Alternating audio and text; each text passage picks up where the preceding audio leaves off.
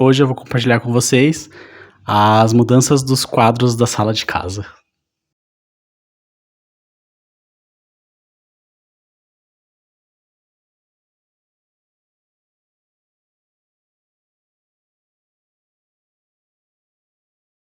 No vídeo anterior, eu comentei com vocês que os quadros das paredes de casa iam passar por uma mudança, e essa mudança foi motivada pela chegada de um móvel em casa. Junto a isso, eu queria expor nas minhas paredes alguns quadros que eu havia adquirido num bazar alguns anos atrás. Eu acho que eles já estão há pelo menos 2 anos encostados em casa em um canto, e eu queria expor eles. Uma das minhas motivações de fazer essa transformação na casa é que eu voltei a trabalhar com produção de interiores. Então, eu passei muitos anos apenas dando aulas particulares, enquanto eu estava investindo na minha vida acadêmica, na minha formação. Eu voltei a trabalhar com design de interiores, a trabalhar com produção de ambientes especificamente, e começar a fazer trabalhos para outras pessoas começou a me deixar com vontade de modificar a minha casa também. Então, como eu comecei a oferecer novamente esse serviço, eu decidi aplicar ele em casa antes, para mostrar para as pessoas aquilo que eu estou fazendo, e a partir de então, conquistar novos trabalhos e ficar numa casa mais bonita, mais agradável e mais pertinente com o momento que eu estou vivendo.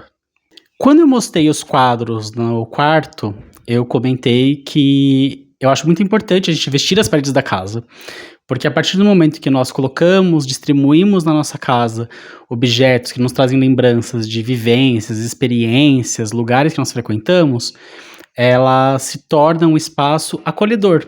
Nós nos identificamos com esse espaço, nós nos sentimos representados por ele. E isso é muito importante, faz com que traga mais acolhimento para nossa casa. No quarto, eu tinha muitos quadros, porque era a intenção de representar totalmente a minha personalidade naquele espaço. Na sala de casa, embora eu siga o mesmo princípio, eu tenho um ambiente um pouco mais limpo, um pouco mais depurado. A gente tem mais espaços de respiro e quadros maiores, porque como aqui eu estou numa sala de 2 ambientes, que é um ambiente muito mais espaçoso, não faz sentido eu colocar quadros pequenos nas paredes, porque eles vão ficar perdidos, eles não vão ficar harmônicos. Então, isso é uma coisa que nós consideramos muito na produção. Trabalhar com as escalas adequadas para os objetos para que eles fiquem bonitos nas paredes, harmônicos. Aqui na sala, eu vou começar por essa parede que fica atrás do sofá, que é a maior parede da sala, e justamente por ela ser uma parede muito grande que atravessa os 2 ambientes, de certa forma, esse espaço com esses quadros demarca o ambiente de estar. Primeiro, porque esses quadros estão acima do sofá, então eles emolduram essa composição da sala de estar.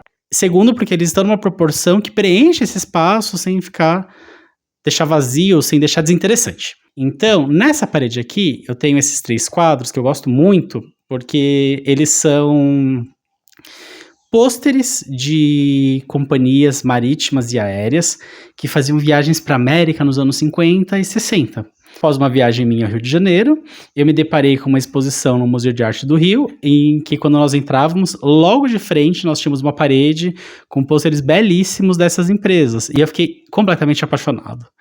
Comecei então a fazer uma pesquisa na internet, a procurar esses pôsteres para pensar em fazer alguma moldura, algum quadro com eles, e achei eles por preços exorbitantes.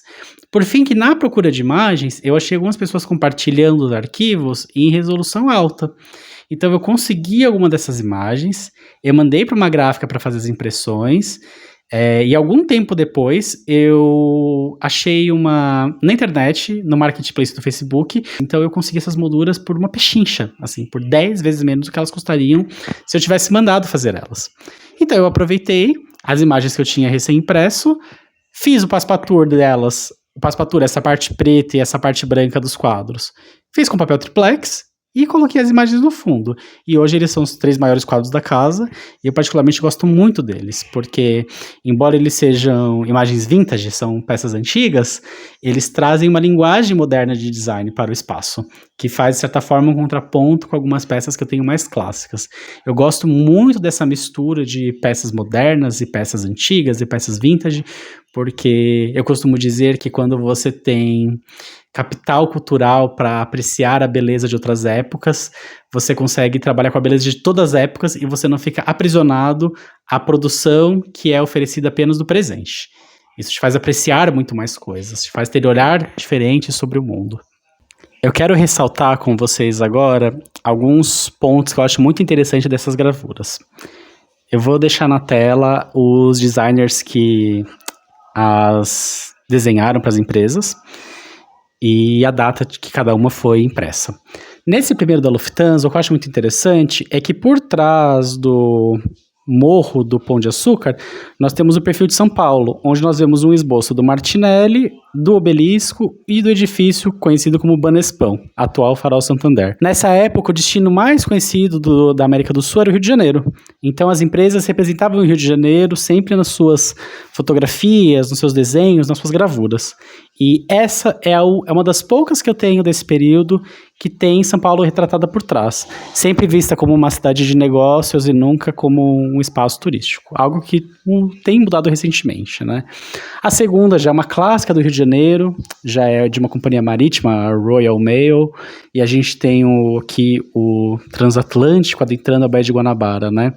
A imagem é feita como quem estivesse olhando para o Rio de Janeiro a partir de Niterói. Então aqui nós temos o Forte, que fica pro lado de Niterói, e no fundo o Pão de Açúcar e o Corcovado, e curiosamente, ainda assim o Cristo Redentor, que só foi colocado posteriormente na cidade.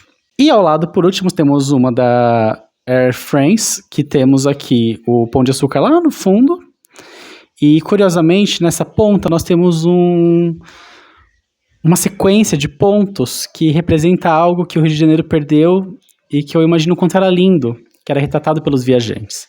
Que quando você chegava na cidade do Rio de Janeiro, que os navios adentravam pela Baía de Guanabara, na enseada do Botafogo você via o que eles chamavam de colar de pérolas, que era uma sequência com diversas luminárias que adornavam toda a Baía do Botafogo, no momento em que lá nem havia praia, porque a Praia do Botafogo surgiu depois a partir de um aterro que foi feito na enseada. Já no lado da sala de jantar, eu tenho esses dois quadros que eu encontrei no Marketplace do Facebook. Eles vieram de um restaurante de comida japonesa que estava fechando e o proprietário estava vendendo todas as peças. Por esse motivo, eu paguei uma bagatela neles também, e eu gosto muito deles também, porque eles são duas pinturas de rolo de paisagens chinesas. E, assim como eu disse no outro vídeo, estudando arte asiática na faculdade, eu fiquei apaixonado e vários objetos de origem oriental ocupam hoje a minha casa. Tenho cachepô, tenho umas gamelas, tenho livros de arte asiática e alguns quadros que fazem parte dessa leva. Eu trouxe essas duas peças para minha casa, que são pinturas de rolo. Elas representam as gravuras feitas na era Tang, e elas são a típica pintura de paisagem chinesa. A palavra chinesa que forma a palavra paisagem é formada pelos dois ideogramas, água e montanha. E nós temos aqui o ser humano, pequeno, diante da grandeza da criação. Ainda na sala de estar, oposta à parede do sofá, na parede da janela, eu montei uma galeria, e essa galeria é uma galeria de lembranças. Então o que eu fiz? Eu peguei 4 peças que eu tinha de madeira revestidas de fórmica preta e eu dispus nela objetos que eu trouxe de diversas viagens pelo Brasil. Eu achei muito interessante porque geralmente nos museus nós temos as paredes pintadas com cores vivas ou painéis com cores sólidas, justamente para destacar as peças que estão dispostas nelas. E foi justamente o que eu fiz aqui. No fundo preto, eu dispus as peças coloridas, ressaltando elas e formando do que eu chamo de a minha galeria antropológica. No primeiro expositor, 2 peças que eu trouxe entalhadas em madeiras que mostram os caipiras do interior de São Paulo. Elas foram trazidas do Vale do Ribeira, numa viagem que eu fiz, e essa linguagem rústica, caipira do estado de São Paulo, de certa forma, tem uma ligação às minhas origens. Os meus avós cresceram em cidades do interior do estado, e eu acho que elas trazem essa noção de pertencimento. Do lado eu tenho uma máscara entalhada em madeira, muito bonita. No caso, ela foi garimpada em um bazar de igreja próximo à casa. E eu acho ela muito curiosa, porque metade dela faz referência às máscaras maias. E na outra metade, ela tem a mesma estética da Festa dos Mortos, que acontece no México até hoje. Então, é uma representação de um país em dois momentos: no período do descobrimento e numa festa que perdura até hoje, que tem vestígios do passado. No quadrante de cima, eu tenho as peças que eu julgo mais barrocas, que tem uma referência mais europeia. Então, eu tenho 3 anjos de resina, que tem flor, um tem uma flor na mão, o outro tem um instrumento e o outro segura as suas vestes. E eles têm aquela estética meio rudimentar, feita no começo da colonização. E acima a gente tem uma peanha, que é essa peça que era comum nas igrejas, onde se apoiava o santo. Que ela está vazia, mas simplesmente está lá por compor essa composição barroca, diríamos assim. E na última nós temos 2 máscaras, na verdade, e 3 peças. Essas 3 peças remetem a pinturas rupestres pré-históricas. Então a gente tem animais, tem pessoas dançando, esqueletos de animais, que são peças encontradas, né, em sítios históricos. E as 2 máscaras são 2 máscaras que, de certa forma, têm uma referência de uma linguagem africana. É muito comum no Brasil e muito negligenciada, muito esquecida, muito apagada, mas que curiosamente foram compradas em uma viagem a São Tomé das Letras, em Minas Gerais. E eu acho interessante isso, porque no Brasil nós temos essa mistura de peças indígenas, de peças de origem africana, da cultura caipira, e tudo isso em um raio de 2 estados brasileiros.